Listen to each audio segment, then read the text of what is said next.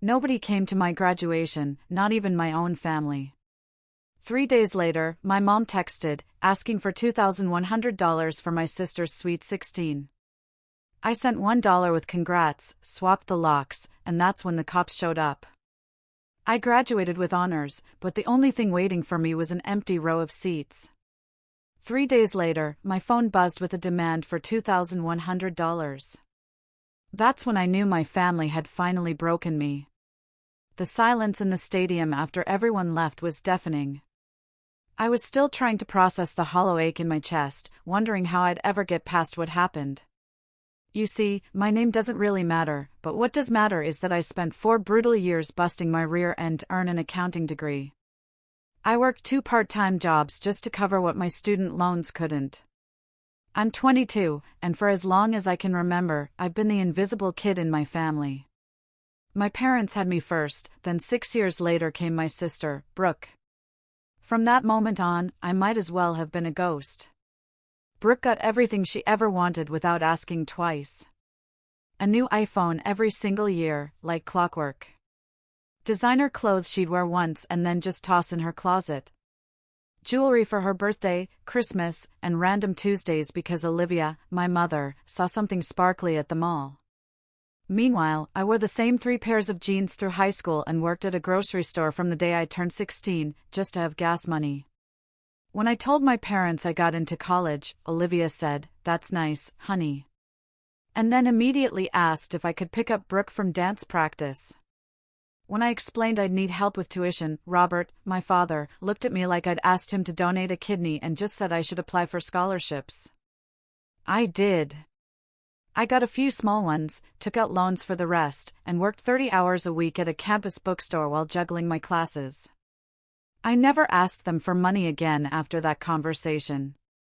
Brooke's Sweet 16 was coming up in 2 months, and I'd been hearing about it nonstop in the family group chat since January. Olivia had spreadsheets, Pinterest boards, a dedicated Instagram account for the party planning. They were going all out with some fancy venue, a DJ, a professional photographer, the works. I honestly didn't care about the party itself. I was happy my sister was excited. But what truly killed me was watching them pour thousands of dollars into this event while I ate ramen 4 nights a week just to make rent on the apartment I shared with my roommate, Noah. Noah and I met freshman year in the dorms and clicked immediately over our shared hatred of our floor's broken vending machine. After that first year, we decided to get an apartment together off campus, splitting a 2-bedroom place about 15 minutes from school. It was cheaper than the dorms, and we actually had a kitchen, even if the stove only had 3 working burners, and the bathroom tiles were straight out of 1987. My parents came to see it exactly once when we first moved in. They stayed for maybe 20 minutes, and Olivia spent most of that time on the phone with Brooke about some drama at her middle school. Before they left, Olivia insisted on making a copy of my apartment key. She said it was for emergencies, in case something happened and they needed to check on me. I thought it was weird at the time because what emergency would require them to access my apartment, but she was so insistent that I just let her take my key to get copied at the hardware store down the street. She brought it back 20 minutes later with this extra key on her keychain. They lived about 45 minutes away in the suburbs, close enough that they could have visited more, but they never did. A month before my graduation, I sent a message in the family group chat with all the details, date, time, location, parking information, everything they'd need. Olivia responded with, "We'll be there." Robert sent a thumbs up emoji. Brooke said, "Congrats, bro," with 3 party hat emojis. I even followed up 2 weeks before, just to confirm, because somewhere deep down, I had this nagging feeling. Olivia said, "Of course, we're coming." Don't be silly. I wanted to believe her. I really did. Graduation day arrived on a Saturday morning in late April. The ceremony started at 10 o'clock, and I got there early to save 4 seats in the family section. I put my coat on one chair, my backpack on another, and kept checking my phone for their texts saying they were close. The stadium filled up fast, families everywhere with balloons and flowers and signs with their graduates' names on them. I watched other people's parents hugging them, taking photos, crying happy tears. My phone stayed silent. At 9:55, I moved my stuff and let a random family take the seats because I couldn't stand the pitying looks from the people around me anymore. I walked across that stage, shook hands with the dean, got my diploma cover, smiled for the photographer, and felt absolutely nothing. After the ceremony ended, I checked my phone with shaking hands. Nothing from Olivia, nothing from Robert. But the family group chat had new messages. Olivia had posted 4 photos taken maybe an hour ago based on the timestamp. All 3 of them were at the mall, Brooke holding up dresses in some expensive boutique. Everyone was smiling like it was the best day ever. The caption said, "Sweet 16 shopping day. Our baby girl deserves the best." I just stood there in my cap and gown, staring at my phone screen while families celebrated all around me. They weren't stuck in traffic. They didn't have car trouble. Nobody was in the hospital. They chose to go shopping instead of watching me graduate. Noah found me sitting on the concrete steps outside the stadium 20 minutes later, still in my graduation gown. He'd been at the ceremony with his family, saw my empty seats, and came looking for me. After he took one look at my face and said they didn't come, I just handed him my phone and showed him the group chat. He read it, and I watched his expression go from confused to disgusted in about 5 seconds. "Man, what the hell is wrong with them?" he asked. His parents came over, congratulated me, took photos with me, and his mother even cried a little, which made me almost lose it completely. They insisted on taking me to lunch at this nice Italian place near campus. I barely tasted the food, just nodded along while they talked about how proud I should be of myself. Noah's father told me he worked in finance and could get my resume in front of some people if I wanted. These people who'd known me for maybe 3 years total cared more about my graduation than my own parents who'd raised me for 22 years. That night, back at our apartment, Noah and I sat on our beat-up couch with cheap beer from the corner store. He asked what I was going to do. I told him I honestly didn't know, but something had to change because I couldn't keep doing this. I couldn't keep being the kid they forgot about while Brooke got treated like royalty. Noah said whatever I decided, he had my back. I needed to hear that more than he probably realized. 3 days of silence followed graduation. No apology text, no phone call, nothing. I kept checking my phone like an idiot, thinking maybe they'd realize what they'd done and reach out. On Tuesday afternoon, while I was organizing my desk for my new job that started in 2 weeks, my phone buzzed. Olivia's name lit up the screen. For half a second, I thought maybe this was it. Maybe she was calling to apologize. I opened the message and felt my stomach drop. "Honey, we need $2,100 for Brooke's party venue. The deposit is due Friday. You know how important this is for her." No mention of graduation. No acknowledgement that they'd completely ditched me. Just straight to asking for money. I stared at that message for a solid 5 minutes, reading it over and over, waiting for the punchline that never came. I didn't respond. 10 minutes later, another text came through. "I know it's a lot, but you just graduated and you're starting that fancy accounting job soon. We're so proud of you, sweetheart. Family helps family, right?" The audacity of adding that they were proud of me, like they'd been there, like they'd watched me walk across that stage. I put my phone face down on my desk and tried to focus on anything else. The messages didn't stop. Over the next few hours, I got 6 more texts from Olivia. Each one escalated the guilt trip a little more.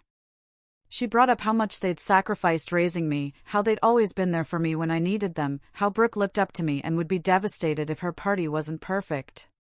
That last one almost made me laugh out loud because I couldn't remember the last real conversation I'd had with Brooke that wasn't about her asking to borrow something. Around 7 o'clock that evening, Robert joined in. His text was shorter but somehow worse. "Your mother is very upset. This party means everything to Brooke. We raised you better than to be selfish. Family comes first." Selfish. That word sat in my chest like a rock. I put myself through college, worked myself to exhaustion for 4 years, and the one day I needed them to show up, they went shopping instead. But I was selfish for not wanting to fund a party that cost more than 3 months of my rent. I opened my banking app and looked at my account balance. $847.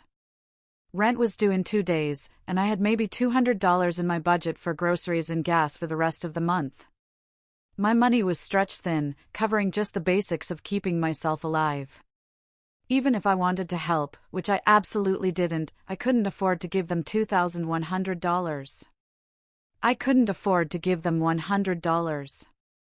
Noah came home from his shift at the campus gym and found me sitting in the dark living room, just staring at my phone. He flipped on the light and asked what was wrong. I showed him the texts without saying anything. He read through all of them, his jaw getting tighter with each message. "You're not seriously considering this, right?" he asked. I shook my head. I wasn't considering it, but I also didn't know how to respond. These people had conditioned me my entire life to believe that saying no to them made me a bad person, a bad son, a bad brother. Noah sat down next to me on the couch and said something that changed everything. "Dude, they didn't even apologize for missing your graduation. They jumped straight to asking you for money. That's not family, that's manipulation." He was right. The more I thought about it, the angrier I got. I opened Venmo on my phone. My hands were shaking, but I knew exactly what I was doing. I sent Olivia $1. In the notes section, I typed, "Congrats on the party," and hit send. It felt petty and childish and absolutely perfect. The response was instantaneous. My phone started blowing up within 30 seconds. Olivia called 4 times in a row. I didn't answer. The text started flooding in all caps, saying I was ungrateful, that I was embarrassing the family, that Brooke was going to be heartbroken because of me. Robert called next, left a voicemail that I could hear was him yelling even before I played it. He said I was a disappointment, that they'd done everything for me, and this was how I repaid them. Brooke even texted, probably told to by Olivia, saying, "I guess you really don't care about me." By 9 p.m., I had 47 missed calls and over 60 text messages. Some from my parents, some from Aunt Carol, who apparently got dragged into this. Even one from Ms. Davis, Olivia's friend from church, who I'd met maybe twice in my life. The family group chat was a disaster zone. Olivia had sent a long message about how hurt she was, how she couldn't believe she'd raised such a selfish son, how I was tearing the family apart over money. I read every single message, and with each one, I felt lighter instead of worse. I wasn't the problem here. They were. Noah watched me scrolling through the messages and said we needed to do something before this got worse. "They have a key to this place." He reminded me. That thought hadn't even occurred to me in my anger. But he was right. Olivia had that spare key, and based on how unhinged these texts were getting, I wouldn't put it past her to show up here and cause a scene. "We're changing the locks," I said. Noah nodded and immediately pulled up locksmiths in the area on his phone. We found one that had decent reviews and could come out the same evening for an emergency fee. It was going to cost me $180 that I really couldn't spare, but it was worth every penny. The locksmith showed up at 10:30, a tired-looking guy in his 50s who didn't ask questions when we said we needed all the locks changed immediately. He worked fast, replaced both the deadbolt and the main lock on our front door within 40 minutes. When he handed me the new keys, 3 copies total, I felt like I could finally breathe properly. Noah and I each took 1 key, and I put the spare in my desk drawer. That night, I blocked Olivia's number, blocked Robert's number, blocked Aunt Carol, who wouldn't stop sending me Bible verses about honoring your parents. I left Robert's number unblocked on a different app, just one emergency contact method in case something actually serious happened, but I was done with the constant harassment. Noah ordered pizza, and we stayed up until 2 a.m. just talking about everything. He told me his family had noticed how weird my parents acted at graduation, how his mom had wanted to say something but didn't want to overstep. I felt embarrassed that it was that obvious to everyone around me. Before we went to bed, Noah said he was proud of me for standing up for myself. It was the first time in 3 days anyone had said they were proud of me, and I had to fight back tears. I fell asleep that night feeling something I hadn't felt in years around my family: peace. The peace lasted exactly 12 hours. Wednesday morning, I woke up to my phone ringing at 7 a.m. It was the apartment complex manager, a guy named David, who I'd maybe spoken to 3 times in 2 years. His voice sounded stressed when I answered.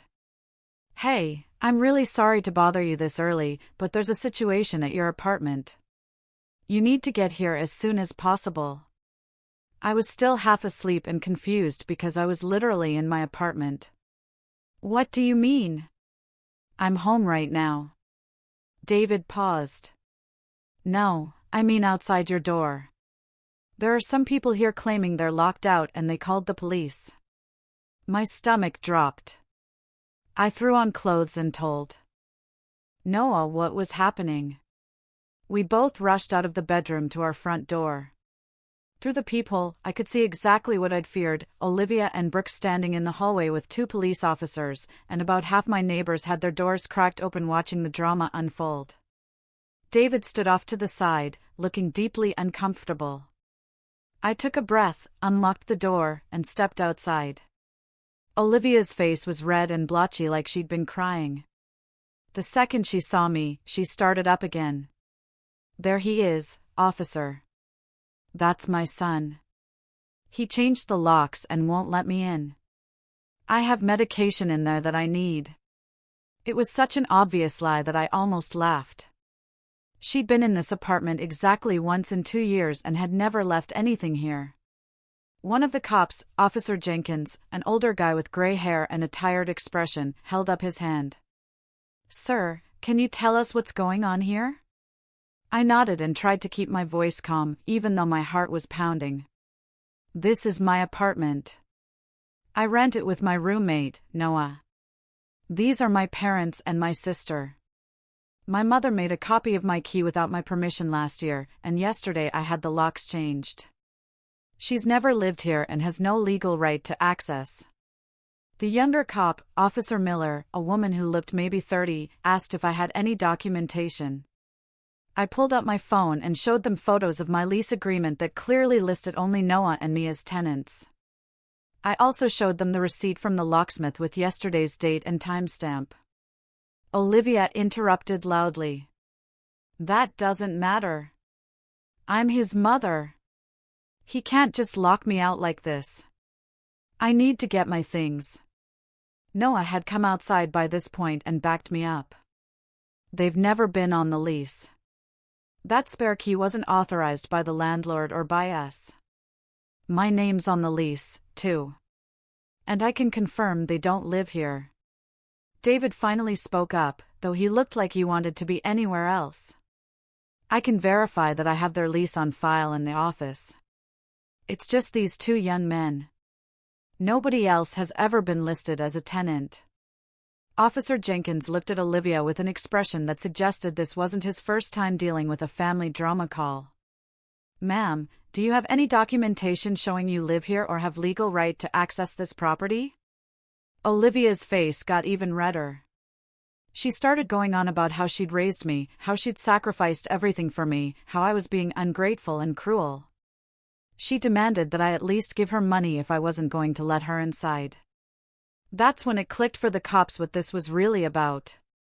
Officer Miller asked me directly, "Is there a financial dispute happening here?" I pulled up the text messages, showed them Olivia asking for $2,100, showed them my response of sending $1. Showed them the dozens of harassing messages that followed. I also showed them the group chat with the photos of them at the mall during my graduation. They skipped my college graduation to go shopping for my sister's birthday party. 3 days later, they asked me for money I don't have.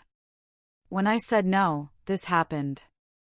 Brooke had been quiet this whole time, but I saw her face change as I explained everything. She looked genuinely shocked, then upset. Officer Jenkins sighed heavily. "Ma'am, this is a civil matter. Your son is the legal tenant. He has every right to change his locks, and he doesn't owe you access to his property or his money. You need to leave the premises now." Olivia absolutely lost it. Started screaming about how I was tearing the family apart, how I was going to regret this, how I was an ungrateful son who'd abandoned his family. Robert had been silent this whole time, standing slightly behind Olivia. But he finally spoke. "You're making a huge mistake. Family is supposed to come first." Officer Miller stepped forward. "If you don't leave voluntarily, we'll have to escort you out and potentially cite you for trespassing." That finally got through. Olivia grabbed Brooke's arm and started walking toward the stairs, but not before turning back to scream one more thing. "Don't you ever contact us again. You're dead to us." I looked her straight in the eye and said something I'd been thinking since Saturday. "You already did that at my graduation." The cops stayed for a few more minutes to make sure they actually left. Officer Jenkins pulled me aside and told me to document everything, keep records of any contact attempts, and call them if my parents showed up again. After they left, David apologized for having to call me, but said he had no choice when the cops showed up. I told him I understood and thanked him for backing me up. The next 2 weeks were brutal. My phone became a weapon of family warfare. Aunts had seen maybe twice in my life were calling me disrespectful and selfish. Cousins were posting on social media about how some people forget where they came from. My uncle sent me a 5-paragraph text about honoring your parents. I blocked every single one of them without responding. My new job started that Monday, and I threw myself into the work, grateful for the distraction. A week after the incident with the police, I unblocked Robert's number for exactly 3 minutes. I sent him one text explaining everything from my perspective, how I'd felt invisible my whole life, how graduation was the final straw, how I was done being treated like I didn't matter. I ended it with this: "The door is open when you're ready to actually apologize and treat me like I'm part of this family, but I'm done begging for scraps of attention." I blocked him again before he could respond. 3 weeks later, I got a message on Instagram from an account I didn't recognize. It was Brooke. She'd created a secret account because Olivia was monitoring her main one. Her message made my chest tight. "I didn't know they weren't coming to your graduation. I swear I didn't know. They told me you didn't want us there, that you said it wasn't a big deal and we should do my party shopping instead." I believed them. "I'm so sorry." We started talking after that, just the two of us, without our parents knowing. She told me things I'd suspected but never confirmed, how Olivia talked about me like I was a burden, how Robert never stood up for me, how they'd been telling her for years that I was selfish and didn't care about family. Brooke was starting to see through it all now. 2 months after graduation, I'm sitting in my apartment on a Saturday morning drinking coffee that I can actually afford now that I have a steady paycheck. Brooke's coming over later to hang out. Just us. No parents, no drama. Noah's at the gym. My phone is quiet because I've built boundaries that actually protect my peace. I haven't spoken to my parents since that day with the police. I don't know if I ever will. What I do know is this: family isn't about who raised you or shares your blood. It's about who shows up when it matters. And sometimes, the family you choose is better than the one you were born into. What do you think about this story?